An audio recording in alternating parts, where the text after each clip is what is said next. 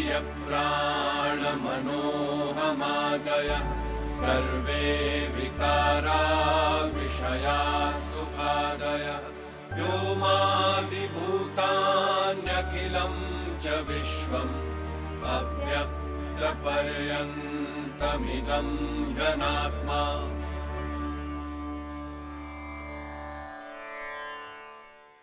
शरीर, इंद्रियां, प्राण, मन और अहंकार आदि और उनके सभी तरह के परिवर्तन, इंद्रिय विषय और उनके सब सुख दुख आदि, सब अव्यक्त पर्यंत उस संसार को अनात्मा कहते हैं। तू बोल। 6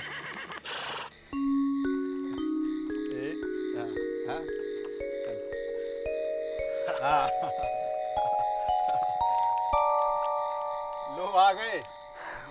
नाट्यग्राम से आचार्य भरत मुनि के शिष्य युद्ध की सूचना प्राप्त करने के लिए। आओ भाई भरत, तुम भी आ जाओ।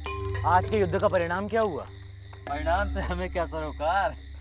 परिणाम से सरोकार नहीं तो फिर लड़ते क्यों हो? हमें पारिश्रमिक जो मिलता है। अरे वो सब छोड़ो, एक दांव और खेलते। तुम किस दांव की बात कर रहे हो? यहाँ दांव पर मनुष्यता लगी हुई है भाई, समझ जाओ, वरना आने वाली पीढ़ियां रोएंगी इतिहास के इस अध्याय पर। और जो परिणाम सोचे बिना लड़ते हैं, क्या उनका प्राण गंवाना सार्थक होगा? माफ करना भाई, हमसे भूल हुई जो तुम्हें पुकारा। अब जाओ यहाँ से, हमारे रंग में भंग मत डालो। और फिर जिसने जुआ खेला नहीं वो क्या जाने जीवन का सुख। चाहो तो तुम भी उठा सकते हो सुख। क्या इंद्रियों का सुख ही सबसे बड़ा सुख होता है? किंतु बेकार है तुमसे यह कहना। जिन्होंने कभी सुख का, आनंद का साक्षात्कार नहीं किया है, वे ऐसा ही कहते हैं। सही कहा है विवेक चूड़ामणि में शंकराचार्य ने। शब्दादिभिः पंचभिरेव पंच पंचत्वमापुः स्वगुणेन बद्धाः कुरंग मातंग पतंग मीन भृंगाः नरः पंचभिरंचितः किम। हिरण, हाथी, पतंगा, मछली और भ्रमर इंद्रियों का दास होने की वजह से नष्ट हो जाते हैं। तो सोचो मनुष्यों का क्या हाल होगा यदि वह अपनी पांचों इंद्रियों का दास हो जाए। नहीं समझे? सृष्टिकर्ता ने अपनी सभी रचनाओं में मात्र मनुष्यों को ही तर्क बुद्धि और विवेक प्रदान किया है। इसलिए नहीं कि मनुष्य भी पशुओं की तरह ही अपनी एक एक इंद्रियों का दास अथवा गुलाम हो जाए, वरना पशुओं और मनुष्यों में भेद ही क्या रह जाएगा। यह तो सुभद्रा का विलाप जान पड़ता है। न जाने कुरुक्षेत्र में आज के युद्ध का क्या परिणाम हुआ। आज तो वीर अभिमन्यु रणभूमि की ओर गया था। क्या अभिमन्यु वीरगति को प्राप्त हुआ? यह क्या, अर्जुन और कृष्ण को आज के युद्ध के परिणाम की सूचना नहीं मिली? वे दोनों तो बड़े शांत भाव से पांडव शिविर की ओर जा रहे हैं।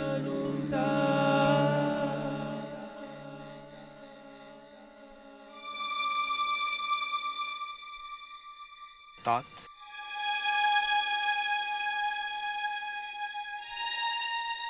क्या हुआ तात? आप यूं सर झुकाए क्यों बैठे हैं? नकुल, कहाँ है भैया भीम और सहदेव? कहाँ है सुभद्रा पुत्र अभिमन्यु? अर्जुन,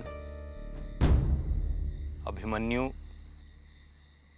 वीर गति को प्राप्त हुआ।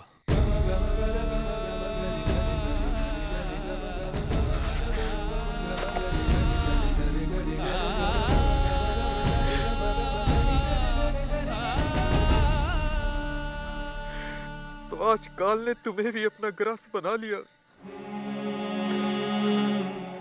मुझ भाग्यहीन को निरंतर तुम्हें देखने पर भी तृप्ति नहीं होती थी, फिर भी काल बलपूर्वक तुम्हें मुझसे छीन अपने साथ ले ही गया।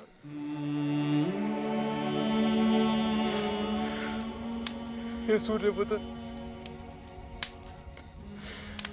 अब मैं किसका मुख देखकर सुबह नींद से जागूंगा? किसके लिए जीऊंगा? अर्जुन, युद्ध भूमि में वीर गति को प्राप्त होने वाला योद्धा वीर स्वर्ग को प्राप्त करता है।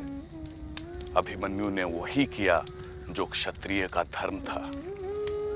युद्ध में न भागने वालों की यही नियति होती है, इसलिए वीरों के स्वर्गारोहण पर शोक व्यर्थ है, पुण्य आत्माओं के देहावसान पर शोक व्यर्थ है। यह क्या कहा श्री कृष्ण ने? पुण्यात्मा, देहावसान, आत्मा और देह, यानी? किंतु सुभद्रा को कैसे समझाऊंगा मैं? कैसे समझाऊंगा उत्तरा को, जिसके गर्भ में अभिमन्यु का पुत्र आकार ले रहा है? कैसे सहन करूंगा मैं द्रौपदी के कटाक्ष कि वीर पिता और चाचाओं के होते हुए अभिमन्यु कैसे धराशायी हो गया? मैं समझाऊंगा अपनी बहन सुभद्रा को और विराट की पुत्री उत्तरा को। मैं समझाऊंगा द्रुपद सुता द्रौपदी को।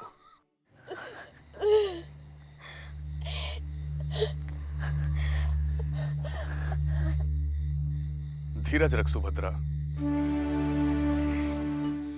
जिसका मामा स्वयं कृष्ण हो, जिसके पिता समान दूसरा वीर कोई धरती पे हो ही ना, फिर भी यदि वो मिट्टी में सना, रक्त और मांस की दलदल में मृत पड़ा रहा, और मैं धीरज कैसे रखूं कृष्ण? क्या यह जो मरा है यह अभिमन्यु है? यानी मृत्यु तो शरीर की हुई है द्रौपदी। तुम इतने निर्दयी कैसे हो सकते हो कृष्ण? सुभद्रा, जिसका जन्म हुआ है उसकी मृत्यु निश्चित है। संसार में जन्म लेने वाली हर स्थूल वस्तु को, हर स्थूल शरीर को एक दिन मरना ही पड़ता है सुभद्रा, यह निश्चित है। और जो अमर है वही अमूर्त है। जिस धर्म के लिए अभिमन्यु मरा वह धर्म अमर है, उसकी वीरता अमर है। जिस शौर्य से अभिमन्यु ने चक्रव्यूह भेद कर शत्रुओं का विनाश किया वह शौर्य अमर है। उसने विपक्षियों को पीठ नहीं दिखाई, वह क्षत्रिय धर्म अमर है। सुभद्रा, जिसने अपने जीवन का उद्देश्य पूरा किया उसकी मृत्यु का शोक कैसा? कृष्ण, क्या जन्म लेकर मरना ही मनुष्य जीवन का उद्देश्य है? धर्म के लिए जीना और धर्म के लिए मरना, यही मनुष्य जीवन का उद्देश्य है। यह आप क्या कह रहे हैं कृष्ण? द्रौपदी, अभिमन्यु को शरीर का मोह नहीं था, इसलिए उसने धर्म का मार्ग चुना और मृत्यु का वरण किया। हम सभी को एक शरीर मिलता है, उसमें पांचों इंद्रियां समान होती हैं, जिसके द्वारा हम सभी स्थूल संसार का अनुभव करते हैं। पशु पक्षियों के पास भी यही शरीर, यही इंद्रियां होती हैं, किंतु मनुष्यों के पास एक विशेष तरह का विवेक होता है, जिसके द्वारा वह उचित अनुचित, सत्य असत्य, धर्म अधर्म का भेद करता है। विवेक द्वारा ही मनुष्य अपने इंद्रियों को नियंत्रित करता है, ताकि उसके उद्देश्य में कोई व्यवधान उत्पन्न न हो। और जो मनुष्य विवेकहीन हो, इंद्रियों के दास होते हैं, वे पशु पक्षियों के समान होते हैं। वे संसार के साथ साथ अपना नाश भी करते हैं, वे ही धर्म का नाश भी करते हैं। रसिकों, आपने हिरण का शिकार तो देखा होगा ना? कैसे शिकारी अपनी सुरीली और मनमोहक आवाज से हिरण को अपनी ओर आकर्षित करता है।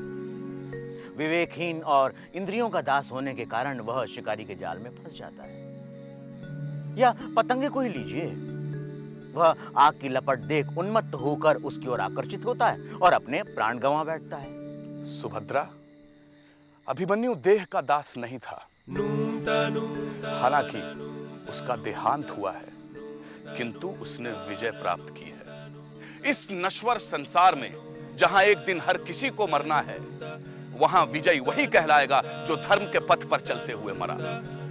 अभिमन्यु मरकर भी विजयी और कौरव जीवित हैं, किंतु उन्होंने अधर्म का मार्ग चुना है, इसलिए पराजित हैं वे। यह मैं नहीं, सभ्यता का इतिहास कह रहा है। आप ही बताइए मातुर, एक गर्भवती विधवा को आपका ये दर्शन ढांढस दे पाएगा? उत्तरा, तुम्हारे गर्भ में जो पल रहा है उसे वही संस्कार देना जिसके लिए तुम्हारे पति ने प्राण दिए। तब तुम पाओगी कि तुम्हारा पति यहीं कहीं आसपास ही है, वह कहीं नहीं गया है तुम्हें छोड़ के।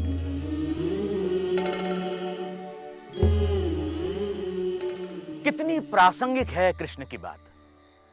वैदिक साहित्य में मनुष्य के अस्तित्व को आत्मा और अनात्मा में बांटकर समझा गया है।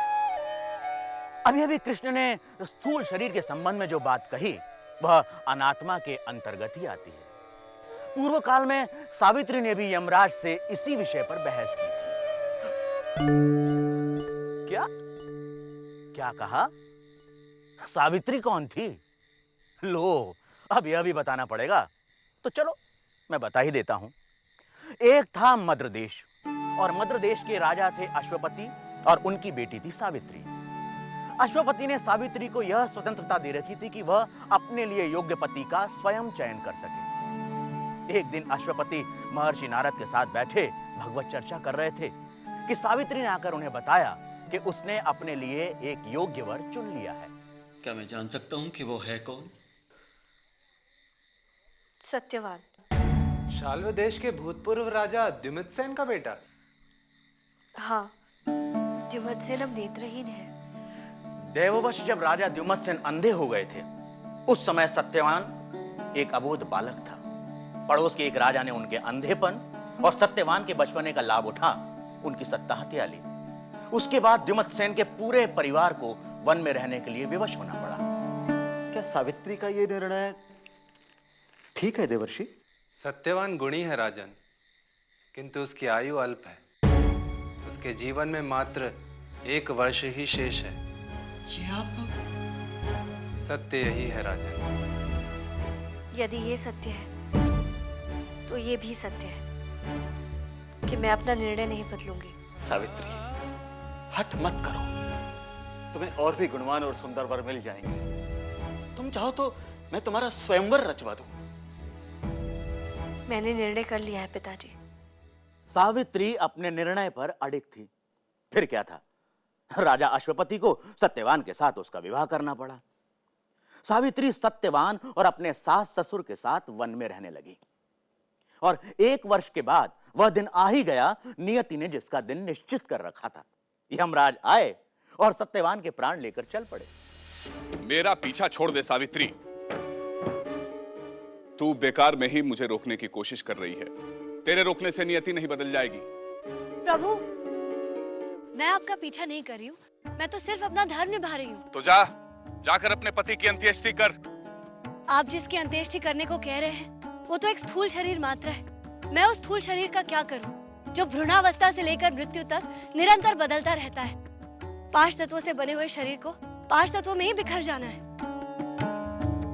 तात्पर्य क्या है तेरा? मेरे पति को तो आप लेकर जा रहे हैं, और पत्नी पति के पीछे चलने वाली होती, इसीलिए मैं आपके पीछे चल रही हूँ। जहाँ मेरे पति जाएंगे मैं भी पीछे पीछे जाऊंगी, और ऐसा करने से मुझे कोई रोक नहीं पाएगा। बड़ी हठी है तू। चल, अपने पति के जीवन के अलावा एक वरदान मांग और मेरा पीछा छोड़। मेरे ससुर अंधे हैं, उन्हें फिर से दृष्टि मिल जाए। तथास्तु। ठहरो। अभी अभी तूने स्थूल शरीर की नश्वरता की बात कही, तो क्या नेत्र स्थूल नहीं है? आपने बिल्कुल ठीक कहा। दृष्टि तो हर मनुष्य में होती है, और नेत्रहीन होने के बाद भी हम दृष्टिहीन नहीं होते। यानी हमारी ज्ञानेंद्रियां तो सूक्ष्म शरीर के रूप में हमेशा सक्रिय रहती है, किंतु नेत्र दृष्टि का एक माध्यम है जिसके द्वारा हम बाह्य या स्थूल संसार को देख पाते हैं। इसीलिए स्थूल माध्यम नेत्र के महत्व से हम इनकार नहीं कर सकते। सार गर्भित बातें करती हो तुम। ठीक है, तुम्हारे श्वसुर को नेत्र प्राप्त हो जाएंगे। अब जाओ यहाँ से। मैं तो अपने पति को छोड़कर जा ही नहीं सकती। जहाँ मेरे पति होंगे मैं भी वही होंगी। इसके अलावा मेरी एक और बात सुन लीजिए। भाग्य वालों को ही आपके दर्शन होते हैं, और सुना है देवता के दर्शन तथा संत समागम कभी निष्फल नहीं जाते। आपके प्रश्न सिर्फ प्रश्न ही नहीं है, बल्कि उससे आपने मेरे ज्ञान को प्रोत्साहित ही किया है। मैं आपके पीछे कैसे ना आऊं? ठीक है, ठीक है। एक और वर मांग लो। सत्यवान का जीवन मत मांगना। जब से मेरे ससुर का राज्य उनसे छिन गया है, तब से वे वन में रह रहे हैं। उन्हें उनका राज्य वापस मिल जाए।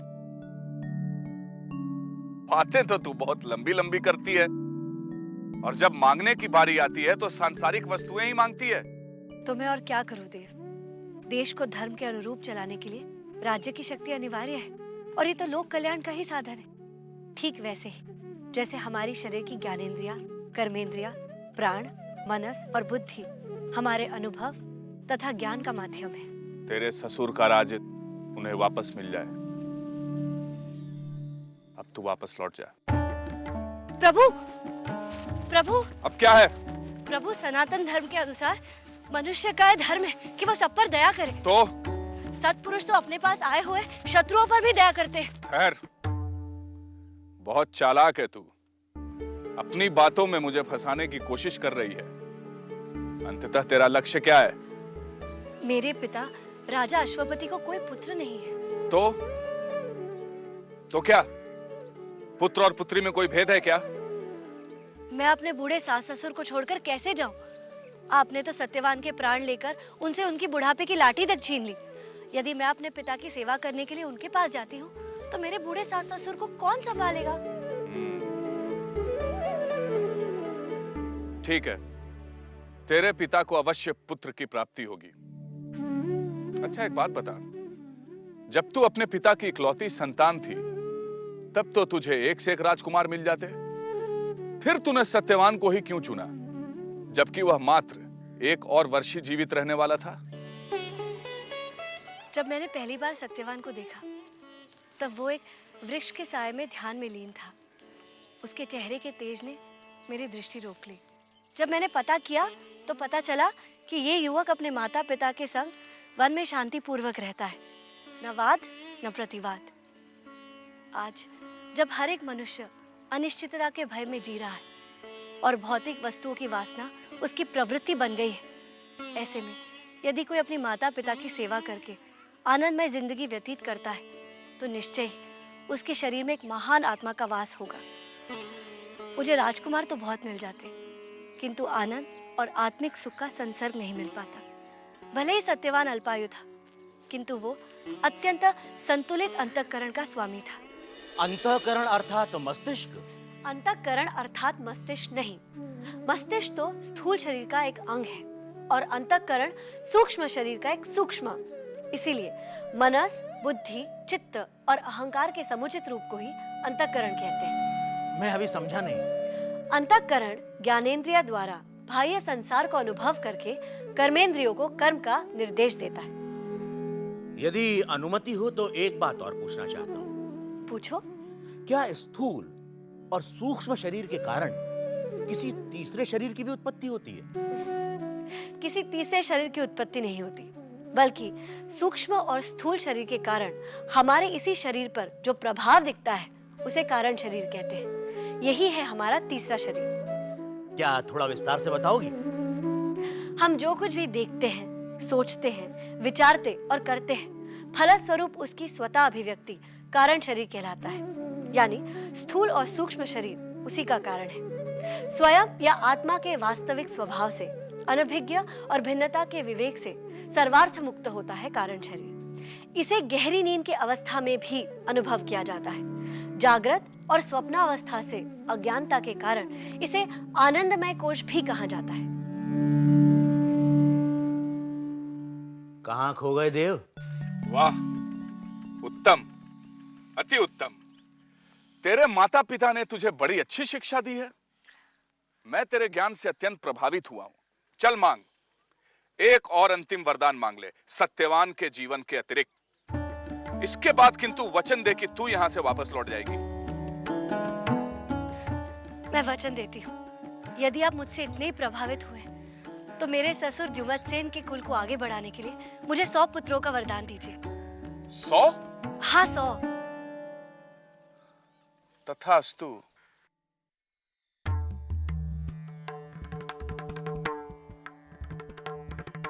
जा, अब क्यों मेरे पीछे चली आ रही है? भगवान, आपने मुझे पुत्रवती होने का वरदान दिया है, तो फिर मेरे पति को लेकर कहाँ जा रहे हैं आप? मेरे पति के स्थूल शरीर के बिना तो। समझ गया मैं तेरी चालाकी। तेरी वाक्पटुता से तो मैं पहले से ही सतर्क था, फिर भी तूने मुझे चक्कर में डाल ही दिया। जा, मैंने तेरे पति को जीवन दान दिया। मैं किस प्रकार आपका धन्यवाद करूं? जा, तेरा पति वन में तेरी प्रतीक्षा कर रहा होगा। अशरीरं शरीरेषु अनवस्थेष्वस्थितं महान्तं विभुमात्मानं मत्वा धीरो न शोचति।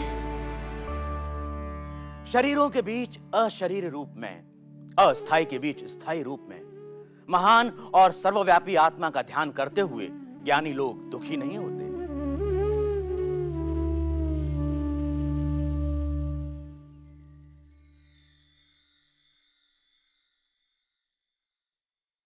क्या है वह जिसे वैदिक दर्शन आत्मा कहता है? क्या यह दिखाई देने वाला संसार और शरीर ही आत्मा है? देखिए अगले प्रकरण में तमिल संत कवि अरुण गिरिनाथर के जीवन के रोमांचक क्षण चित्रों से आत्मा का परिचय।